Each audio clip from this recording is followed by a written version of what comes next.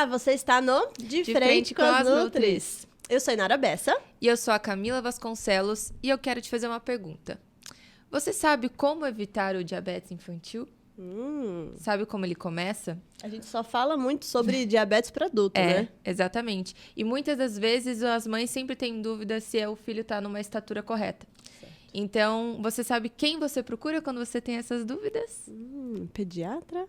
Uma endócrino-pediatra. Endócrino-pediatra. É isso mesmo. Então, se você tem todas essas dúvidas ou conhece alguém que tem, fica nesse vídeo que hoje a gente vai conversar com uma expert no assunto. Mas antes de mais nada, a gente precisa agradecer os nossos patrocinadores maravilhosos, começando aqui pela Avocado, esse estúdio lindo, super completo, com os nossos diretores, todo o auxílio que a gente precisa, a gente tem por aqui, né, Cá? É isso mesmo. Além disso, falando em auxílio, né, a gente conta com a MS Saúde, que é uma contabilidade especializada em contábeis da área da saúde. Sim. E além disso, eles proporcionam várias ferramentas, várias coisas para que a gente possa melhorar aí a eficácia do nosso consultório, enfim, com tudo que a gente precisa. Que a gente possa voltar a nossa atenção para a nossa profissão, estudar. Exato. E deixar que eles cuidam da nossa contabilidade. É isso aí.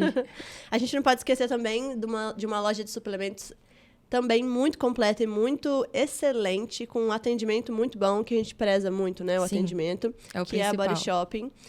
Eles também são super atenciosos aqui conosco. E não podemos esquecer da nossa produção também, com a Letícia Spagnoli, que além da nossa produção, cabelo, maquiagem, etc., ela também é uma arquiteta fantástica e está fazendo E eu tô super ansiosa. Toda a estrutura da nossa clínica lá, como arquiteta. E tem mais um, que é a nossa produção das roupas, que a das Du, inclusive, ela vai estar por aqui de vez em quando. Ela vai fazer também um podcast para falar um pouquinho sobre moda sustentável para você. Que é muito interessante, né? Muito interessante. Bom, então vamos apresentar a nossa convidada. Ai, gente, eu tô meio gaga hoje. Vocês não ligam, não, tá? Bom, eu vou ler aqui o currículo dela, porque é assim, né? O currículo é grande. Vamos lá. Ela possui mestrado em Saúde da Criança e do Adolescente pela Faculdade de Medicina de Ribeirão Preto e doutorado em Saúde da Criança e do Adolescente também pela Faculdade de Medicina de Ribeirão Preto. Atualmente é médica assistente no Hospital das Clínicas da Faculdade de Medicina de Ribeirão Preto. Ou seja, né? Ela é, assim, uma entidade lá da USP, né? Tu tá preparado para ouvir essa mulher falar? Olha, eu tô, assim, muito, muito feliz e honrada de tê-la aqui. Eu também. Então, com vocês, doutora Patrícia Volpon. Seja muito bem-vinda. Obrigada, meninas. Bom dia. Bom dia. Agradeço a querida apresentação e agradeço o convite do Instituto INCA. Acho que vocês escolheram um tema, como comentei com a Inara um pouquinho antes da gente começar, que nós vemos no consultório e no dia a dia o quanto os pais realmente têm dúvidas, têm preocupações e muitas vezes um tema que acho que tem sido menos discutido do que deveria. Então, espero que a gente possa contribuir aí, né, com esse podcast para orientações, dúvidas, enfim. Muito obrigada. Nós que agradecemos. Para começar, nós gostaríamos de te perguntar quais são as principais recorrências dentro da clínica, as principais doenças, patologias que você mais atende lá.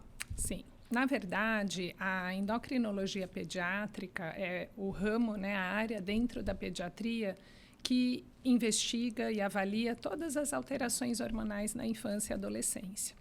Então, desde tireoide, alteração hipofisária, alteração pancreática, no caso diabetes, alterações da parte gonadal, então ovários, testículos, puberdade, que a gente vai conversar um pouquinho. Então, falou de hormônio, falou sobre as situações que o endocrinologista pediátrico pode avaliar e diagnosticar.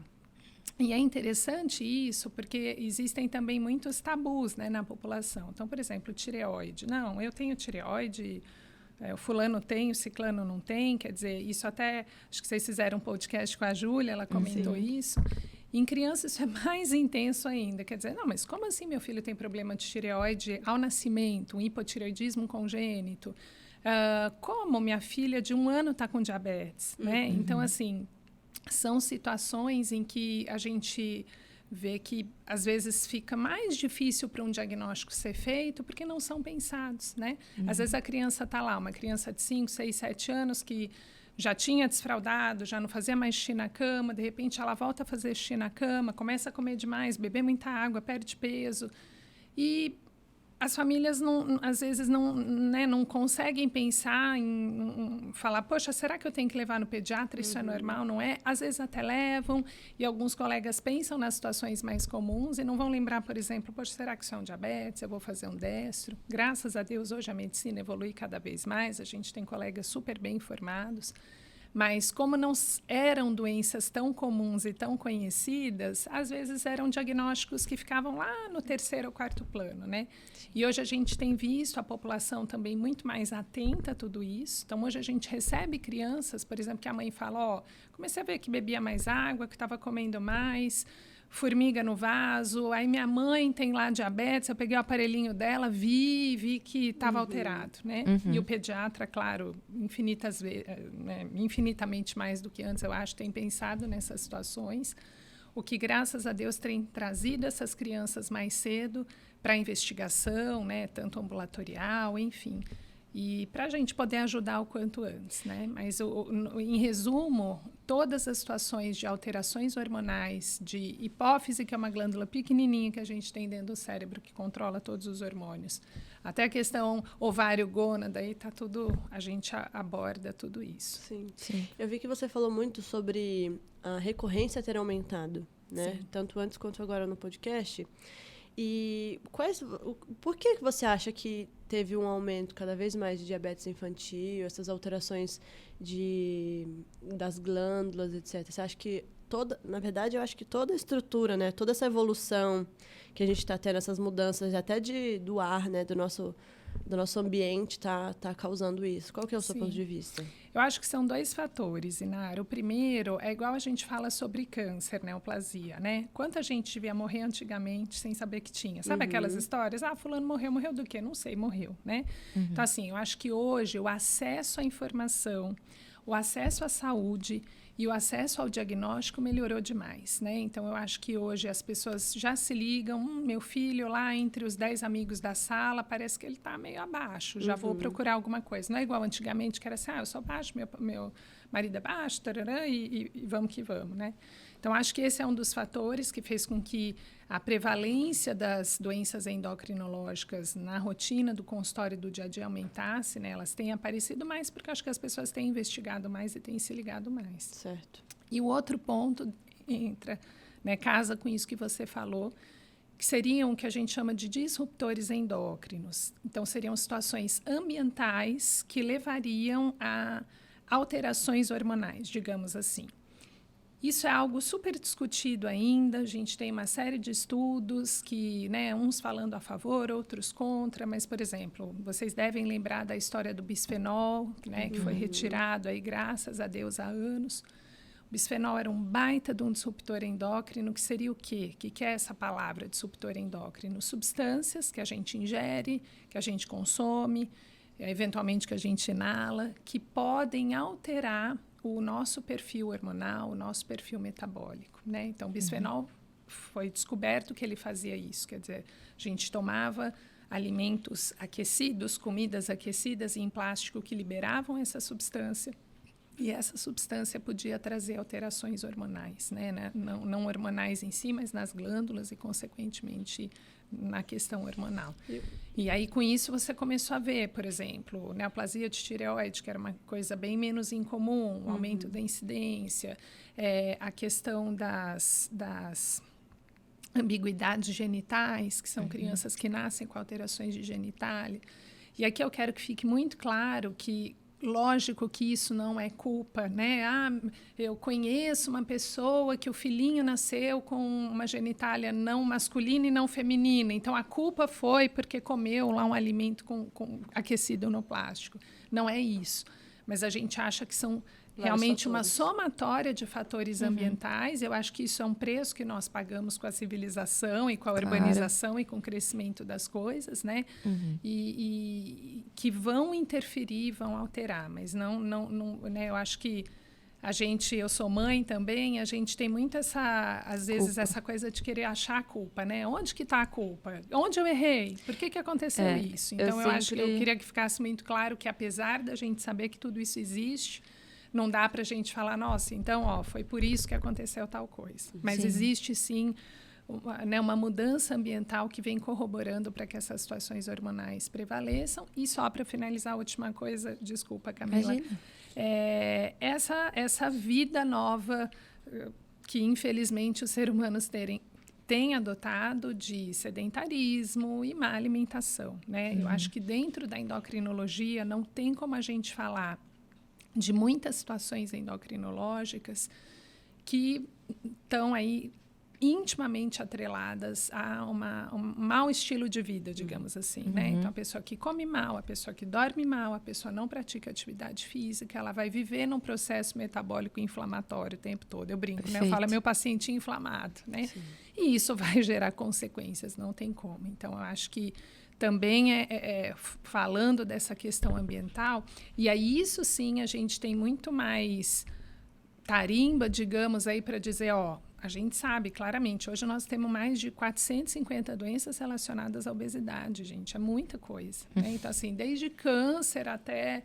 Você tem, né, até a hipertensão aí, quer dizer, você tem um leque de situações relacionadas à obesidade que não tem como negarmos, né? Então, acho que esses seriam os motivos da prevalência dessas doenças endocrinológicas aumentarem na infância e na adolescência também. Perfeito. Sim. Eu sempre falo muito na clínica, assim, que a biologia, ela é uma ciência mutável, né? Assim como as nossas células. E que a gente nunca pode atrelar a culpa em uma única coisa, porque é praticamente impossível que seja a culpa de um único fator, né? Nós somos multifatoriais, múltiplos, enfim. E acontece muito assim, mas a culpa é de quem? A culpa é do carboidrato? A culpa é da gordura? A culpa é da proteína? Gente, não existe isso, né? Existe um contexto onde aquela pessoa está inserida e aí ela está ali correndo riscos maiores, menores, exatamente, né? Sim. Então, uma somatória de fatores. É uma somatória, né, de fatores. Nunca sim. É uma coisa... A gente... É muito complexo e por isso que existe tantas especialidades médicas e, enfim...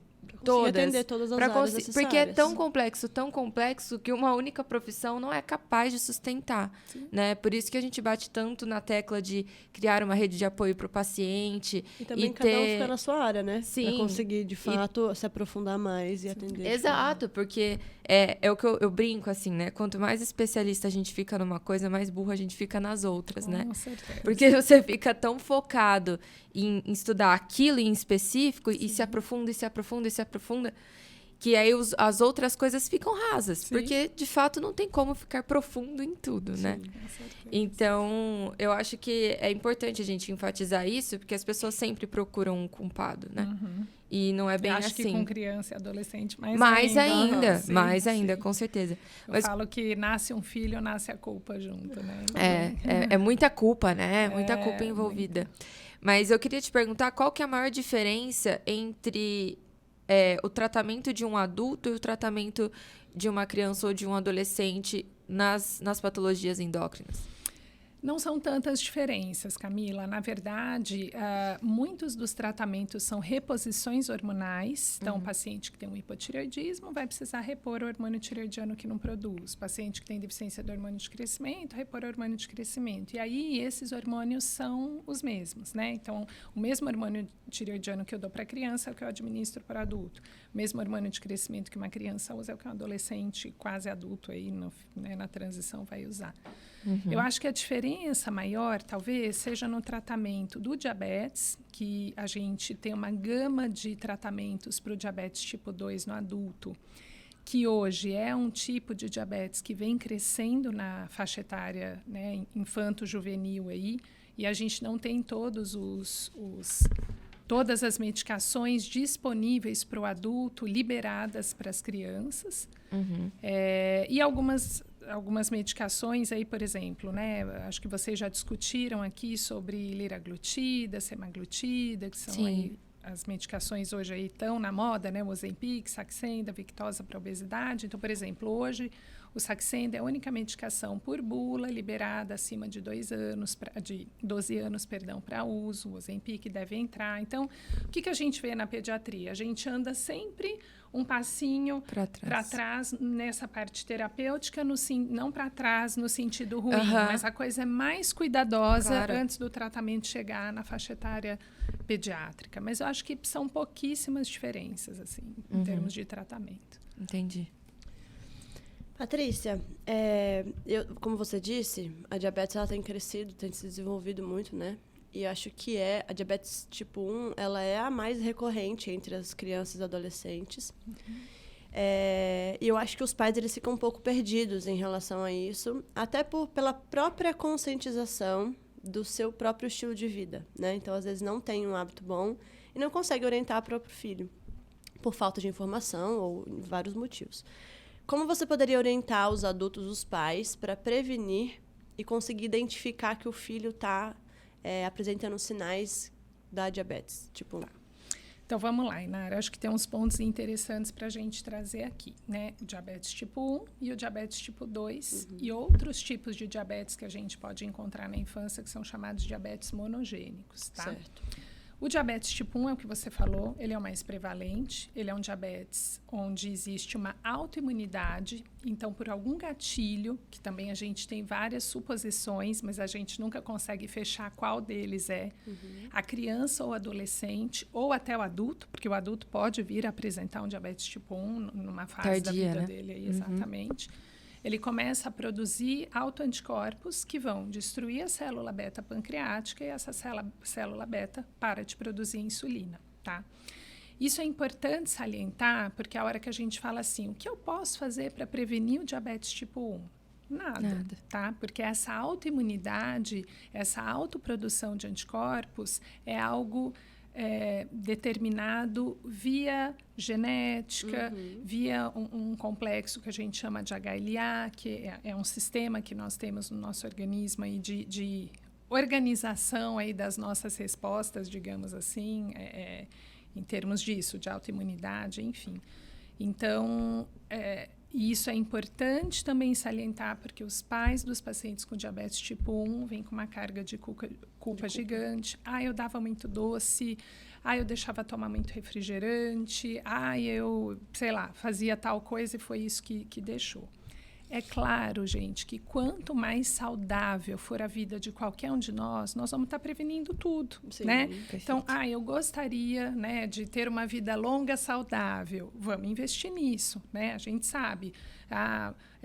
Câncer de mama, se eu tenho uma história familiar positiva, a chance de eu ter é enorme, só que eu também sei que tem cuidados alimentares, cuidados na minha rotina que podem ajudar. Então, assim, estimular uma alimentação saudável, uma vida saudável, com esporte, sono bom para uma criança é sempre bom.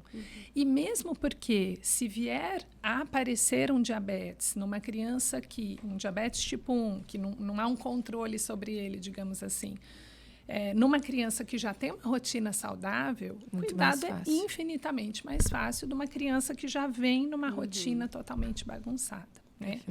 Agora, sua segunda pergunta, como que os pais podem detectar ou pensar, né? A gente tem os sintomas que a gente chama de polis. O que seriam isso? Poliúria, polidipsia, polifagia. Em resumo, beber muita água, sede excessiva. E aí é uma sede, gente, compulsiva mesmo. Um negócio que você vê que a criança toda hora está bebendo água, acorda de madrugada para beber água, quer dizer, uma sede incontrolável, diferente do que ela apresentava antes. Um excesso de fome sem uma correlação direta com ganho de peso. Então, a criança começa a comer, a mãe fala, não para de comer, está perdendo peso. E fazer muito xixi, né? Então, por exemplo, uma dica que a gente sempre dá, como eu já comentei aqui, a criança que não fazia mais xixi na cama e volta a fazer xixi na cama. O adolescente que não acordava de madrugada para fazer xixi, passa a acordar 2, 3, 4 vezes à noite para fazer xixi, tá?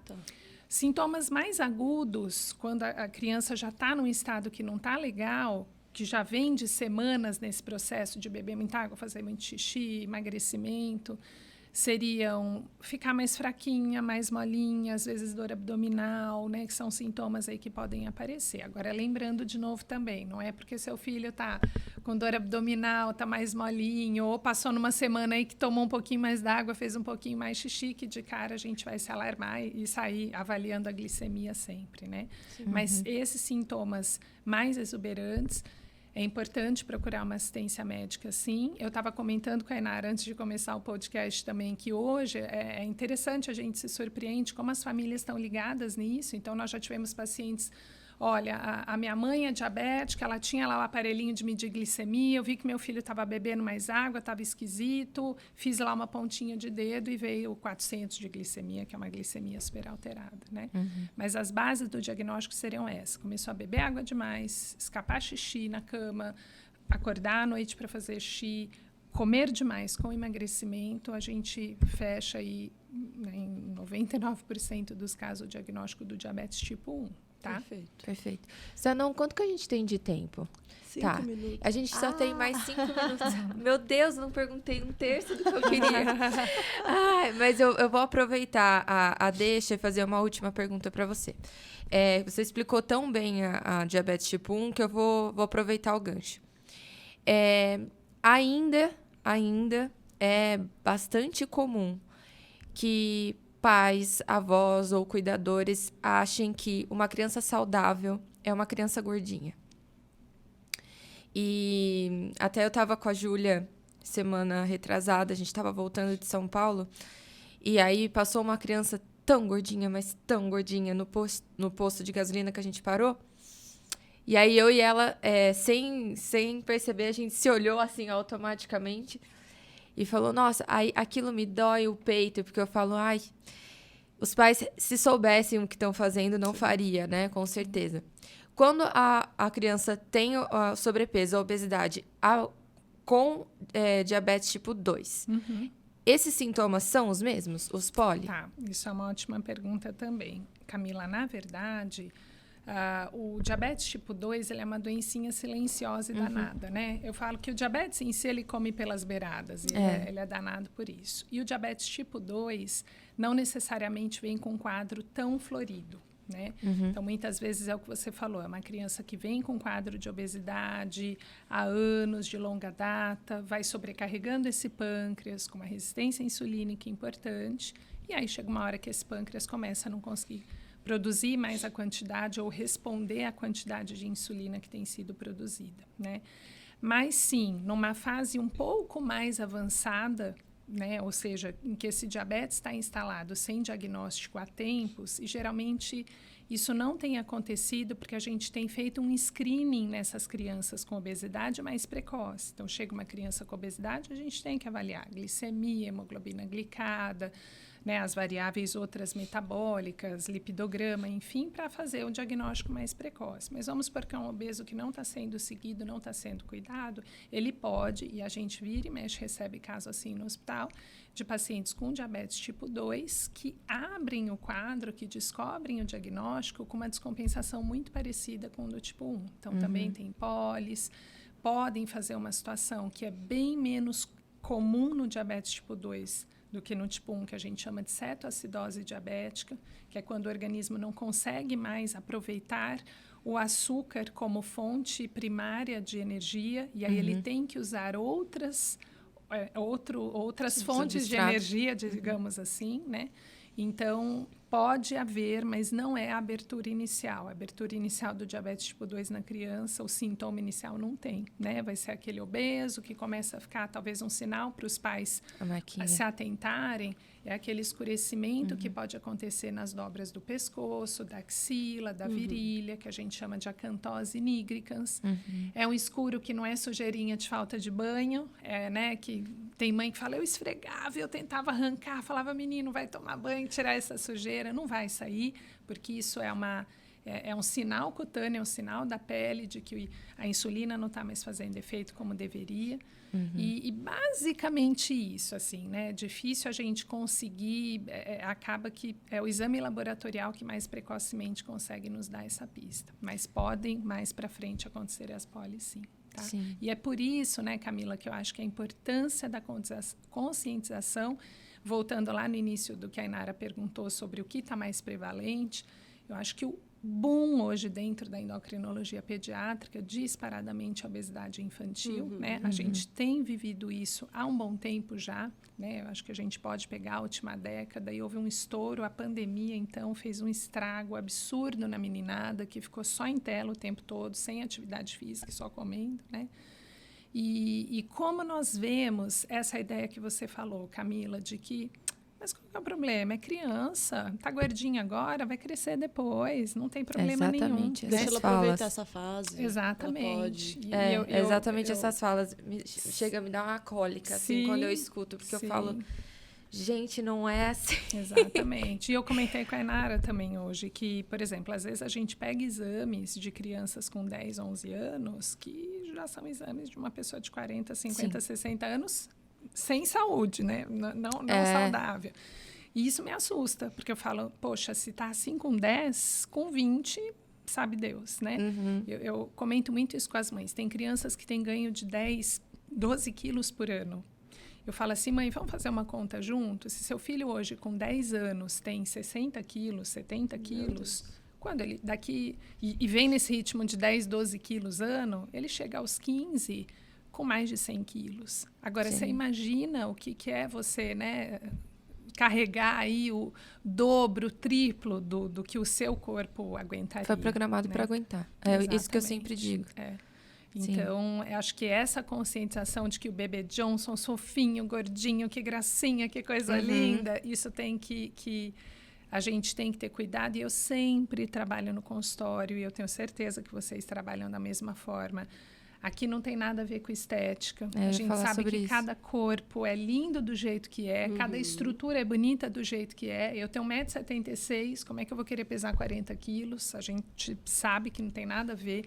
Então, nós não estamos falando aqui de peso, a gente não está falando aqui de estrutura, de estereótipo. Nós estamos falando de saúde. Eu brinco sempre no consultório, não, né, falo sério.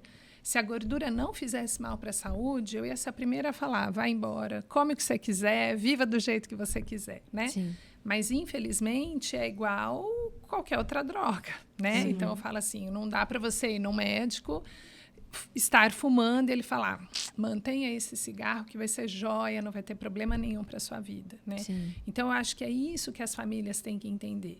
O endocrinologista, os nutricionistas, as nutricionistas, nós não somos os vilões da história e não somos aqueles, né? Às vezes eu fico até constrangida que o pessoal brinca e fala assim, nossa... vamos almoçar na sua casa? O que será que o endocrinologista come? E eu acredito que vocês devam ouvir isso demais, né? Demais. E, poxa vida, a gente come arroz, feijão, carne, salada, a gente gosta de sobremesa, a gente vive igual todo mundo vive, né? Mas fazer a coisa de uma forma consciente. Acho que essa é a grande ideia que tem que ser passado, até também para fechar, porque a gente sabe que essa fase de criança e adolescência é uma fase de transição, formação de personalidade. E se essa questão da alimentação é trabalhada de uma forma muito ruim, muito pesada, muito negativa, a gente parte para o outro lado, que é tão perigoso quanto, que acho que vocês já trabalharam aqui também, que são os transtornos alimentares. E como a criança e o adolescente são vulneráveis a isso, né? Então, é um cuidado enorme que eu tenho também. E tem que ter muito esse cuidado quando a gente fala de obesidade na infância. Essa criança, ela é obesa, ela chega na adolescência, ela vai sofrer, porque hoje em dia... infelizmente, as críticas externas, elas são muito intensas, né? E aí ela chega na adolescência com um monte de críticas sobre o peso dela, sobre a estética, e aí a chance de desenvolver um distúrbio é muito maior, e aí vai acarretando Nessa fase, a autocrítica já é muito dura, né? E a necessidade de ser igual. Exato. Então, assim, né? Porque é aquela fase, eu falo, gente, a fase que vocês são mais diferentes um do outro e buscam ser mais iguais. Né? Exatamente. Mas é muito bom você ter pontuado tudo isso, porque eu não atendo crianças, né, abaixo de 12 anos, só acima de 12 anos, porque realmente é muito dolorido assistir, né? E que bom que tem pessoas como você, tão dedicada, tão inteligentes, tão sábias para saber orientar e falar sobre isso, porque para quem é da área da saúde entende o verdadeiro, até onde esse mal pode chegar, né? Que eu acho que é isso que uma pessoa que não é da área não consegue enxergar de fato, porque por não saber. Mas quando eu vejo uma criança, um serzinho tão vulnerável, né? Que depende tanto do outro para tomar as decisões, porque ela mesma não tem discernimento para isso, eu acho que tem que ter muito tato, tem que ter muito jeito para orientar, né? E mãe e pai, mas principalmente mãe, vira um bicho, né? Quando o assunto é filho. Leões e leoas. E então é muito importante que tenham pessoas como você, enfim, médicos que tenham tanto foco nisso, porque salva gerações, né? Foi o que você falou. Quando você consegue estabilizar esse tipo de comportamento e entendimento logo na base, que é o que as pessoas não entendem, né? Que é isso, mas é criança, deixa. Gente, o cérebro da criança contrário. é um HD zerado. É o contrário. Né? O que você colocar ali... doidinho pra pegar coisa. Exato. Tem um neurocientista que eu gosto muito que ele fala que essas coisas são como velcro, né? O que você taca ali, gruda. O cérebro de uma criança é tipo isso. Então, é muito importante que você tenha uma boa orientação de base, porque eu sempre falo que é como construir um prédio. Se você não fizer uma boa fundação, você pode construir o arranha-céu. A chance dele cair... Vida. Exatamente. É muito grande. E eu brinco, eu falo isso no consultório, que o nosso corpo é a casa que a gente vai morar pro resto da vida. E eu faço muito essa analogia com criança para eles entenderem, né? E que casa você quer morar, né? Se eu quero um osso forte para quando eu tiver 80 anos, eu não tenho que cuidar com 80. O pico de massa óssea é na adolescência. Então, eu tenho que ter uma boa alimentação, eu tenho que praticar esporte aqui atrás, não lá na frente. E é difícil eles terem essa consciência, né? Muito. Conseguirem enxergar lá na frente. O imediatismo é muito presente na adolescência. Sim. Mas eu invisto, sabe, Nara, nos meus pequenos e não tão pequenos, porque eu gosto muito de conversar frente a frente, porque eles são essa esponja que a Camila colocou, né? E eu falo que alguma sementinha fica. Sim, eu fico tão feliz quando eu encontro, às vezes, né, mais velhos na faculdade, já fui em casamento de paciente, você fala assim, eles me chamam de tia Pati, né? Com 30 anos ainda só tia Pati. Tia Pati, lembra que você falava da salada, do não sei o quê? Então, tá lá. Às vezes eu vou pular, eu lembro de você. Eu tenho um paciente super querido, ele já tá na faculdade, ele fala, às vezes eu não quero pegar, mas parece que sua vozinha ficou ali, ó. Eu falei, pronto, esse era o intuito. É muito bom. Infelizmente, a gente tem que acabar esse podcast. Meu Deus. Tinha muito assunto aí pra falar. Várias e várias perguntas aqui. Sim. Muito obrigada. Foi enriquecedor. Acho que a gente vai conseguir conscientizar bastante gente. Deixar uma sementinha na cabeça de cada um, né? Tanto dos pais quanto dos adolescentes. E das pessoas que conhecem algum adolescente, alguma criança que tenha obesidade, que esteja desenvolvendo, caminhando para esse rumo doente, né? Doentio. Futuro, ajude, converse, oriente, para que busque ajuda, orientação de um profissional, porque é de extrema necessidade, né? Importância. Sim, com certeza. Muito obrigada por participar. Obrigada, Patrícia. Eu que agradeço, Voltará meninas. muitas vezes. Se Deus quiser. Bom, então vamos encerrando por aqui. Eu gostaria de agradecer os nossos patrocinadores mais uma vez. Avocado, MS Saúde, Body Shopping. Letícia Spagnoli. Nossa. Letícia Spagnoli, com a nossa beleza. E também com a beleza do nosso consultório. É verdade. Vamos Eu lá? esqueci de alguém? Não, acho que não. Então é isso, pessoal. Se você gostou desse conteúdo, por favor, curta aqui, Se inscreva no comente, canal. deixa sua dúvida, que a gente pode responder depois. Sigam a gente nas nossas redes sociais, a Patrícia também. Se tiver alguma dúvida, ela está super disponível aí para sanar a dúvida de vocês. Com certeza. Estamos aqui para você. Então, nos ajude aqui no compartilhamento, que a gente vai criar vários outros conteúdos para você. Para sua família também. É isso aí. Vocês estão De frente com as Nutris.